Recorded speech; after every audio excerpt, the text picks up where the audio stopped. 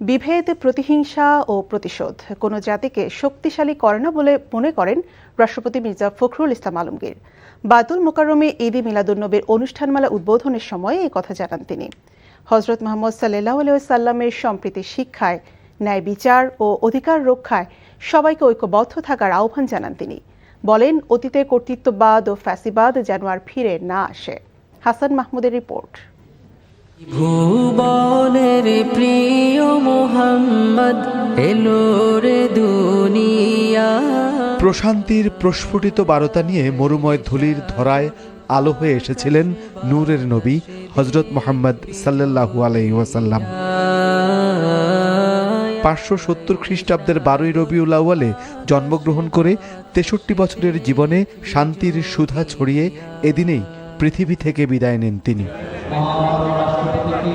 মহানবীর জীবন আদর্শকে নতুন প্রজন্মের কাছে তুলে ধরতে ঈদে মিলাদুন্নবী উপলক্ষে ধর্ম মন্ত্রণালয়ের উদ্যোগে 15 দিনব্যাপী সিরাতুন্নবী সাল্লাল্লাহু আলাইহি ওয়াসাল্লাম অনুষ্ঠানের উদ্বোধন করেন রাষ্ট্রপতি মির্জা ফখরুল ইসলাম আলমগীর।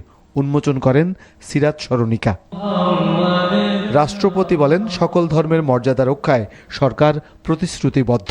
আমি আশা করি 2030 সালের আগে প্রতিশ্রুতি অনুসারে দেশের সকল মসজিদ সহ অন্যান্য ধর্মীয় উপাসনালয় মাসিক সম্মানী ভাতা আওতায় আসবে। মানুষের মৌলিক অধিকার রক্ষায় সবাইকে ঐক্যবদ্ধ থাকার আহ্বান জানান রাষ্ট্রপতি।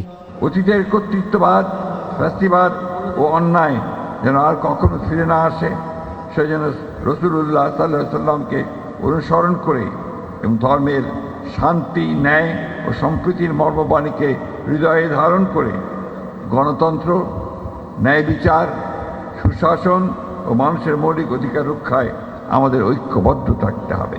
বাংলাদেশ সাম্প্রদায়িক সম্প্রীতি এবং সহাবস্থানের উজ্জ্বল দৃষ্টান্ত উল্লেখ করে রাষ্ট্রপতি বলেন, কোনো প্রতিশোধ, প্রতিহিংসা নয়। আমাদের মনে রাখতে হবে, বিভেদ, প্রতিহিংসা, প্রতিশোধ কোনো জাতিকে শক্তিশালী করে না।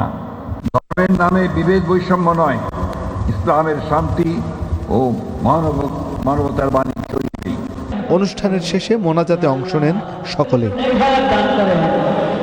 25শে আগস্ট থেকে 5 সেপ্টেম্বর পর্যন্ত প্রতিদিন মাগরিবের নামাজের পর বায়তুল মোকাররমে চলবে ওয়াজ মাহফিল। পূর্ব ও দক্ষিণ চত্বরে থাকবে বইমেলা।